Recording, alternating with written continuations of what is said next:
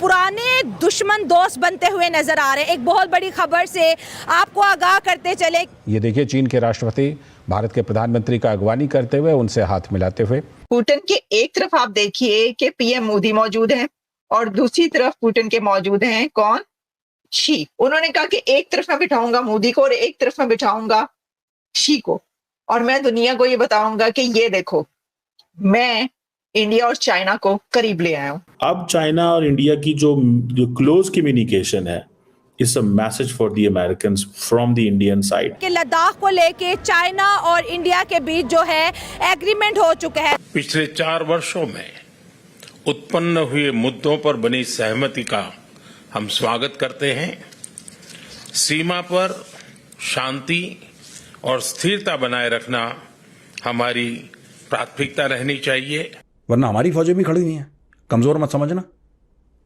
ये 2024 का भारत है, मुंह खोलोगे ठोक देंगे। चाइना हार मान गया ना, 2020 में जा रहा है। नहीं, चाइना। आप तो सीधा ये कहना चाह रही हैं कि चाइना हार मान गया। वैसे मैं ये नहीं समझता, लेकिन ये है कि जो एग्रीमेंट अगर हो रहा है तो इसके पस पुश्त बैकअप पे बहुत सारी वजूहात ज़रूर होंगी और इसमें कोई ना कोई सपोर्टिंग पर्सन होगा जो इंडिया और जो ये चाइना इनको नजदीक रशिया है सर, रशिया। तो ये जो शौक पाला ना इसने बेल्ट एंड रोड का, अब इनके लिए बहुत जरूरी है कि लोग इसका हिस्सा बन जाए। और ये बाकी सारे देश बन रखे हैं, भारत नहीं बन रहा। भारत को भी समझ में आता है how to play the game, और जो भारत के प्रधानमंत्री और प्रेसिडेंट शी जिनपिंग को साथ में देख के अमेरिका में बहुत जगह पे आग लगने वाली है।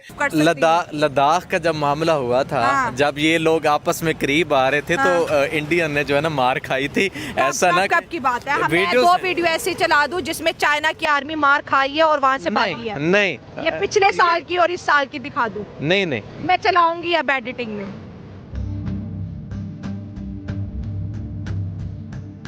जय हिंद दोस्तों, मेरा भारत महान न्यूज़ चैनल में आपका स्वागत है। जैसा कि आप लोग जानते हैं, मोदी जी इस समय रशिया से 2 दिन का ब्रिक्स समिट कर वहां से निकल चुके हैं और इस समिट में भारत ने चाइना के साथ भी बायलैटरल टॉक्स की, जिसे देखने के बाद पाकिस्तान के साथ साथ अमेरिका को भी झटका लग गया है। अमेरिका सोच रहा था कि चीन और भारत लड़ते रहेंगे और हम भारत को हथियार बेचने के लिए ब्लैकमेल करते रहेंगे, लेकिन ऐसा नहीं हो पाया। और दूसरी तरफ पाकिस्तान को भी झटका लग गया है कि जिनको वो माई बाप समझते थे, जिनसे वो पैसे लेते थे, अगर उनके भारत से रिश्ते मजबूत हो जाएंगे तो पाकिस्तान को तो वो पूछेंगे भी नहीं। और इस मीटिंग से पहले ही चाइना ने 2020 में जहाँ पर चाइनीज़ फौजें पहले थी वहीं पर वापस जाने का फैसला भी कर लिया है, ताकि वो भारत के साथ अच्छे संबंध बना सके। तो चलिए दोस्तों, इसी टॉपिक पर देखते हैं पाकिस्तानी मीडिया का रिएक्शन। और वीडियो शुरू करने से पहले आपसे रिक्वेस्ट है, अगर आप चैनल पर नए हैं तो चैनल को सब्सक्राइब करके बेल नोटिफिकेशन के बटन को जरूर दबाइए। तो शुरू करते हैं आज का वीडियो। जय हिंद, जय भारत। साथ में उधर से चीन का प्रतिनिधिमंडल है वो भी। और ये देखिए, चीन के राष्ट्रपति भारत के प्रधानमंत्री का अगवानी करते हुए, उनसे हाथ मिलाते हुए। शी जिनपिंग चीन के राष्ट्रपति। Mr. Prime Minister, it's my great pleasure to meet you in Kazan.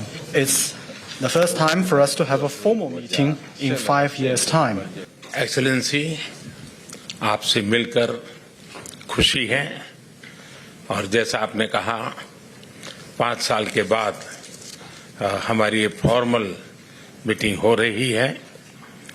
हमारा मानना है कि भारत और चीन के संबंधों का महत्व केवल हमारे लोगों के लिए ही नहीं, लेकिन वैश्विक शांति, स्थिरता और प्रगति के लिए भी हमारे संबंध बहुत अहम है। एक्सेलेंसी, सीमा पार पिछले 4 वर्षों में उत्पन्न हुए मुद्दों पर बनी सहमति का हम स्वागत करते हैं। सीमा पर शांति और स्थिरता बनाए रखना हमारी प्राथमिकता रहनी चाहिए। म्यूचुअल ट्रस्ट, म्यूचुअल रिस्पेक्ट और म्यूचुअल सेंसिटिविटी हमारे संबंधों का आधार बने रहना चाहिए। आज इन सभी विषयों पर बात करने का अवसर मिला है। मुझे विश्वास है कि हम खुले मन से बातचीत करेंगे और हमारी चर्चा कंस्ट्रक्टिव होगी। धन्यवाद। पुराने दुश्मन दोस्त बनते हुए नजर आ रहे हैं। एक बहुत बड़ी खबर से आपको आगाह करते चले कि लद्दाख को लेके चाइना और इंडिया के बीच जो है एग्रीमेंट हो चुका है। दोनों कंट्री की फोर्सेस जो है डिसएंगेजमेंट शो करेगी। चाइना हार मान गया ना, 2020 में जा रहा है। नहीं, चाइना। आप तो सीधा ये कहना चाह रही हैं कि चाइना हार मान गया। लद्दाख का जब मामला हुआ था, जब ये लोग आपस में करीब आ रहे थे तो इंडियन ने जो है ना मार खाई थी। ऐसा ना कब की बात है? मैं वीडियो ऐसे चला दूं जिसमें चाइना की आर्मी मार खाई है और वहां से भागी है। नहीं, ये पिछले साल की और इस साल की दिखा दूं? नहीं, मैं चलाऊंगी अब एडिटिंग में। हाँ बिल्कुल, जिस तरीके से चाइना एग्रेशन दिखा रहा था 2018 से साइड पे, जिस तरीके से वो इंडिया को घेर रहा था। चाइना में श्रीलंका में उन्होंने पोर्ट ले लिया, बांग्लादेश में उन्होंने इन्वेस्टमेंट की, जहाँ जो इंडिया के इर्द गिर्द जितने कंट्रीज थे ना वहाँ उन्होंने इंगेजमेंट स्टार्ट कर दी। पाकिस्तान को जिस तरीके से स्ट्रॉन्ग कर रहा था one road and belt initiative के थ्रू, तो उनको लग रहा था कि अगर हम जंग करेंगे तो कोई फायदा नहीं हो रहा। खाली इंडिया को नुकसान नहीं हो रहा, इससे चाइना को भी नुकसान हो रहा था। जिस तरीके से उनके हजारों एप्स पे बैन लगा लिया था।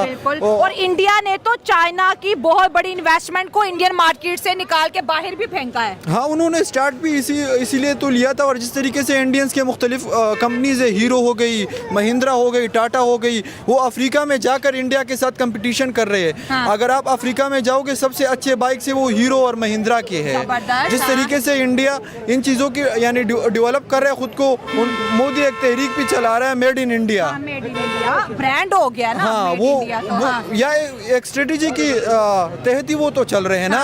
अभी चाइना को भी नजर आ रहा था कि ये हमें भी निकाल रहे हैं।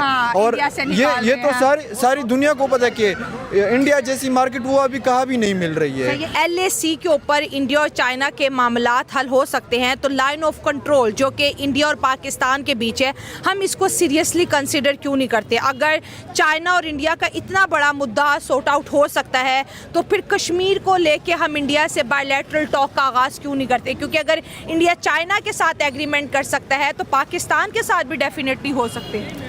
उसकी वजह यह है कि इसको तो पहली तो बात यह है कि हमारी स्टेट करना नहीं चाहती। ठीक है, क्योंकि उर्तुगान जो है तैयब उर्तुगान, उन्होंने भी कश्मीर का मुद्दा इस दफ़ा यूनाइटेड नेशन में नहीं उठाया, क्योंकि वो भी चाहते हैं मैं ब्रिक्स का जो है परमानेंट मेंबर बनूं। तो कहीं ना कहीं पे सब चीज़ें घूम के इंडिया के गिर्द आ रही हैं। देखें, आप इंडिया को ज़्यादा घुमा रहे हैं तो टॉपिक ही उनका है ना, क्योंकि उनका है। लेकिन आप सऊदी अरेबिया को भी अपना दोस्त मवाले कहते हैं। बहुत सारे ऐसे मामलात गुजरे हैं जिसमें सऊदी अरेबिया ने आपका भी साथ नहीं दिया। ठीक है, तो ये जरूरी नहीं। आजकल हमारा खुद का साया हमारा साथ नहीं देता तो मुल्क तो बड़ी बात है। नहीं, हाँ, यही मसला है ना कि हम अपने ही अपने नहीं है तो फिर पराए कैसे हो सकते हैं? सऊदी अरब यूएई कितना साथ है भाई, कितने सालों से तो हमें दे रहे हैं, वो भी थक गए हैं। वो थक गए क्योंकि आप उन्हें बुरा ना कहें, उन्होंने बहुत कोशिश की। तो हम कहाँ खड़े हैं? हम खड़े हैं कि लेटे हुए हैं? हम खड़े हैं, बरकीट में ही खड़े हैं।